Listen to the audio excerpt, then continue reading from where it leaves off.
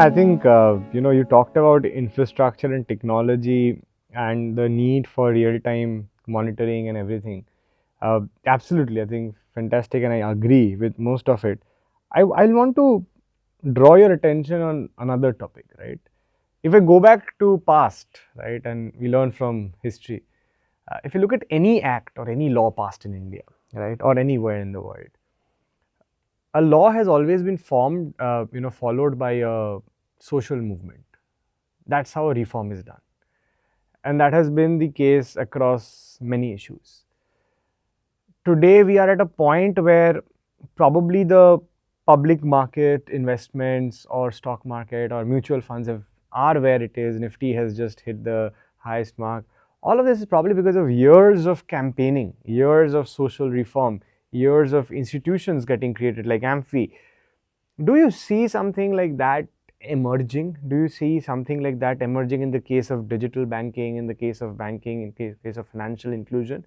Do you think such a campaign is missing? Do you think there can be a more powerful social movement created on the back end or on the forefront to actually help? While technology and infrastructure is important to keep a things checked, do you feel that that might not be even be able to? Do you think there's a room for a social movement to start on this? It's a very big question. I, I think what we need is financial literacy, to be very frank, and to get to the grassroots level in terms of making sure that everybody appreciates or understands that this is a big issue where your hard-earned money can be siphoned off in a jiffy, is something where you need to first inculcate that sort of understanding that this is where you are playing, this is where your money has gone, and this is what all could happen. Then only the next step of whether there will be enough voices to create a sort of structure around what next to do in terms of whether it's the government or whether it's a sort of group of like-minded financial institutions, bankers, fintechs, whatever you want to call them, could kind of create. I think it has to be much more, as I said, at the grassroots level, widespread before we reach the state. Even now, I mean, yes, people are fearful, which is the word you started with, that I won't touch mobile banking because somebody could break it and take away my money. So, they will stay away from there, but they will also lose the advantage of monitoring their accounts in that sense. If something really bad happens, then they will get to know much later after the deed is done. So, there are advantages, disadvantages in that sense, but the literacy part can be a movement, not just left to certain kind of advertisements like that. Look, I'll give you a story. I served in a rural place for 2 years as a branch manager. That was mandatory in the public sector era. And one of the things that I had to do is on a Saturday go to a local school which was there and teach them how checks are written, what it signifies, what are the points to note, or a cash note or a pay-in slip, something like that, where you are trying to create financial literacy with students which are maybe in class 6 or 7 and just about getting into that age where they will start understanding the value of money. Even in this case, there are so many NGOs involved in doing so many good things. They can also take up this part, because money is important in today's world, and if they are going to take higher risk, the Nifty didn't reach 25,000 because somebody said that I will only put money in fixed deposits. Somebody across had the courage to sort of, whether they were goaded by those advertisements, I don't know, but some group of people had the courage to take that risk.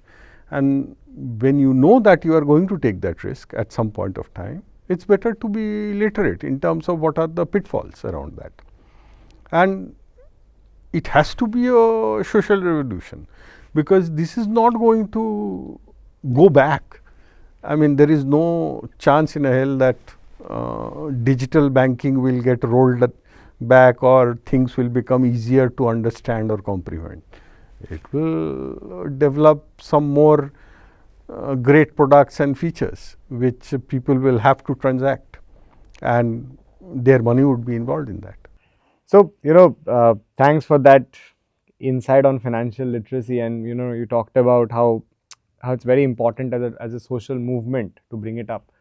What do you think will be some of the first few steps that we take, even to scale this up, right?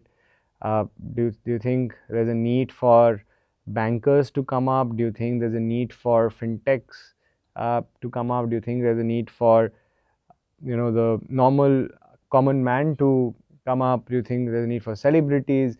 How do you think the entire first few steps of a social movement or financial literacy will be like? What would be the first stepping stones of it? So, as I said, I mean, there has been sporadic attempts through print and media ads to kind of drill it down to the masses. And if you look at it, quite a few celebrities are involved. In fact, Amitabh Bachchan is our regulator's favorite person in terms of drilling this message. But the point I was trying to make is that it has to be much more grassroots level based. And if you need that, probably as a first step, I would recommend that the CSR spends that at least the financial institutions do, in terms of whether banks or other institutions which are there. They do it in things which they consider close to their heart in that sense. And these are great causes, obviously, I am not saying that they are not. But maybe there could be a certain portion of that money which could be used to kind of promote financial literacy, and not just by once in a while spending some ads or sort of doing a campaign. That we do. It's not that we don't do. But as I said, the cost of acquiring as it goes down, because we are using the cheaper modes which have been facilitated because of the digital infrastructure, you need to do some good with that saving that you have done in acquiring those customers.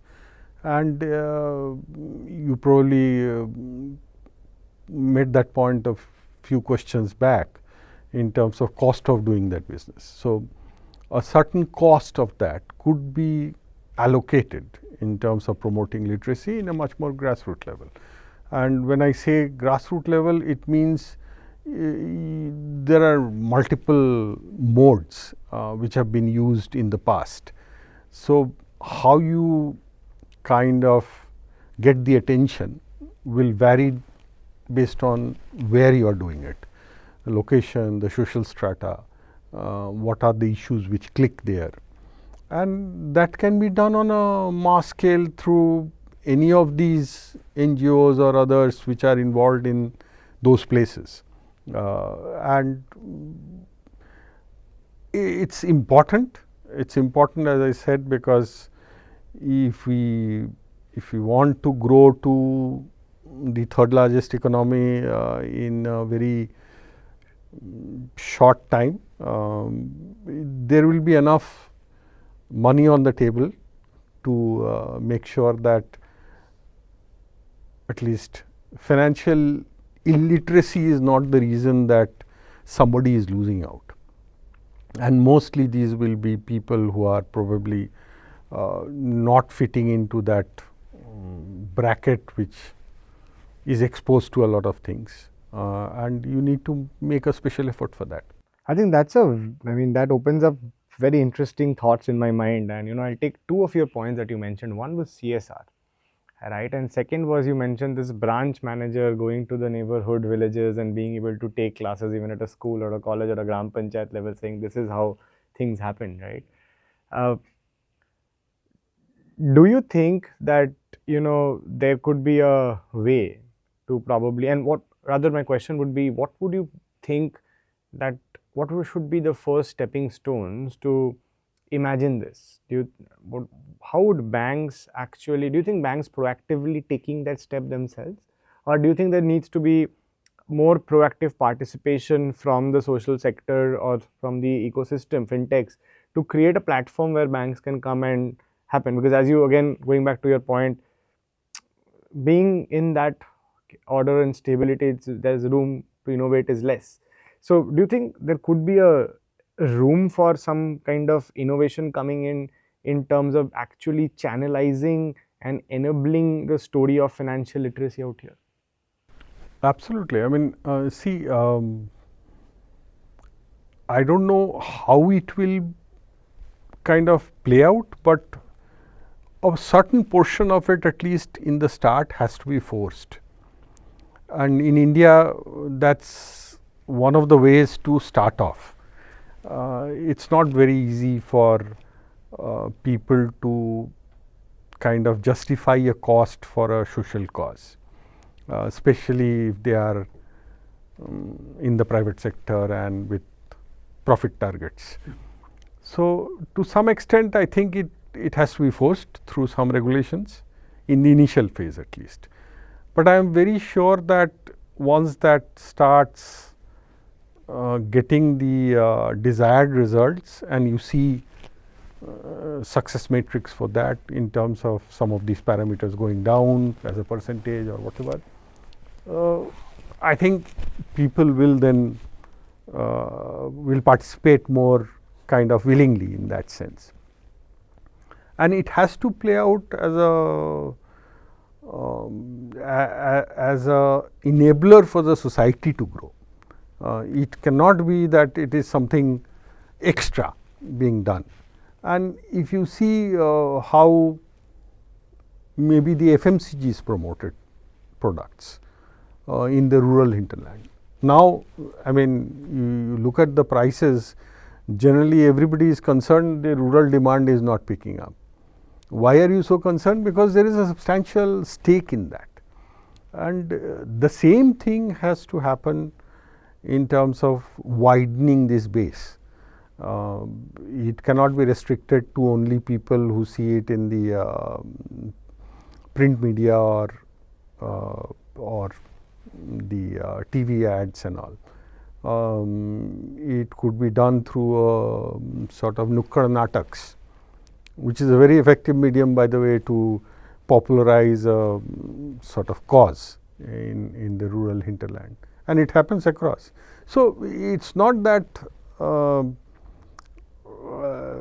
the effort or ways and means which is kind of something very innovative, but how to do it, some amount of push from maybe the government or the regulator to start with, and then there is a wider participation across the entire financial ecosystem, which includes fintechs. And not just fintechs, by the way, it also includes the business correspondents. There is a multiple sort of times reach that they have now sort of done over the last 10-15 years that they have been in existence. It is no longer a small kind of footprint. If you look at the big ones especially, and still you hear some frauds coming out from that space. Why? Because you can do collusion and you can dupe some people who are probably not that aware. And they can effectively be used to download this entire thing of financial literacy.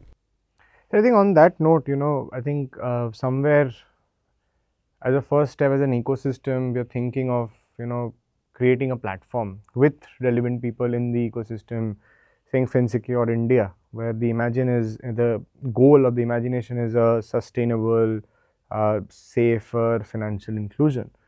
And the objective is to also drive it as a part of the ecosystem with other players involved. And the goal is to serve as a community, to serve as a space where we are able to educate, we are able to become a knowledge hub where people come to be aware of what's happening, the latest trends, the latest information about safety, about financial growth. And the target audience here is a part of the fintech world. It's the bankers, it's the risk guys, the credit guys, the growth guys, women, men, and women in the ecosystem who are part of the enablement of financial inclusion. So, what would be your words of advice or your thoughts on a platform like this? What would be your suggestions for us, to think about how to make this bigger, better, and more importantly, to achieve the goal of a financial inclusion in a safe and sustainable way? No, great idea. I mean, there has to be a platform, there is no question. And maybe the regulator can play a role in terms of setting something up and kind of getting the participants to come and join, and grow it as a institution which has the ability to implement this on a very large scale, because it will be it will not be easy, other than kind of collaborating with a lot of different players in the market, and initially there has to be a smarter way in terms of cascading this, and that is where probably the innovation from the fintechs will kind of help. As I was speaking to you and following up the first point on this that we discussed, look, the banks, at least the large banks, they all have risk appetite statements now, which goes to the board, and they generally tend to estimate the cost of doing this business, and they have a number in that sense. So, sometimes you kind of see that the world sees a bank through certain lenses. How is the capital, how is the CAR, or how is the net profit, how is the net NPA, stuff like that. I mean, margins, NIMs. So, some of these matrices which indicate as to how this plays out also needs to get highlighted to tag an institution. That is when you see participation increasing, because you will be forced. It is a play of optics. If you are there in the forefront and suddenly somebody starts boasting that in my bank the fraud ratios or the risk appetite that I put for operational risk, My secure ratio has secure come down score is like X. this much, then it starts to kind of catch on as a So movement, establishing this as a KPI. and it will be appreciated by the regulator, by the government. They have to appreciate, like they appreciate capital being brought in to increase business. If that kind of scenario happens, then clearly the collaboration will work much better, and people will participate. People will willingly more participate and spend some money in terms of driving this agenda. It is a tough task. It is not an easy thing that it is an ideation forum or an innovation forum. It has to be percolating down to the masses.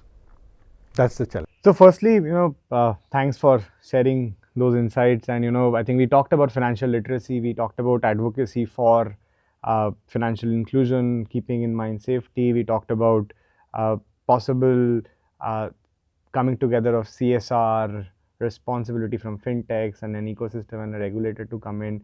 And also, very interestingly, you talked about a score potentially for banks to even come up with, where we are judging these financial institutions in terms of their safety or commitment to safety. One thing that goes behind everything here is motivation. what is my motivation? What is my motivation to be ensuring or being committed to the concept of financial inclusion and safety?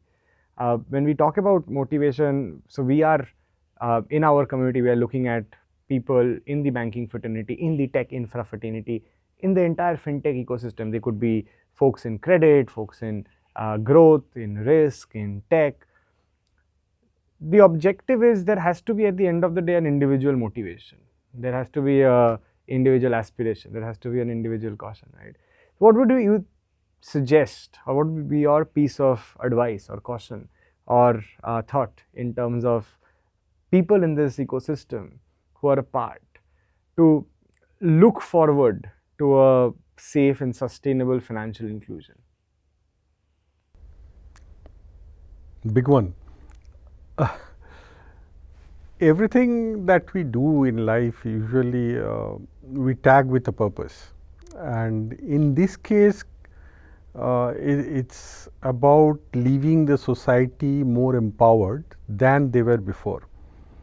And when you talk about financial inclusion, we have spoken about the fact that it's not something which is easy to do, and you need a very large footprint in terms of getting all the pieces working together for a country like India. So, at some point, if you have participated in that entire journey and made sure that in that sense the country is better off and the society and the community is better off in terms of knowing what financial transactions are, and also not suffering at the hands of these fraudsters who are kind of tricking people because of that lack of awareness. I think that's a good enough motivation for people who are in the financial sector. I mean, outside the financial sector, I am not sure, but within the financial sector, if they are earning, so to say, their entire money from these customers and these consumers and the society, and we all talked about the fact that this is kind of becoming larger and larger, and in that sense reaching to the deepest part in the hinterland.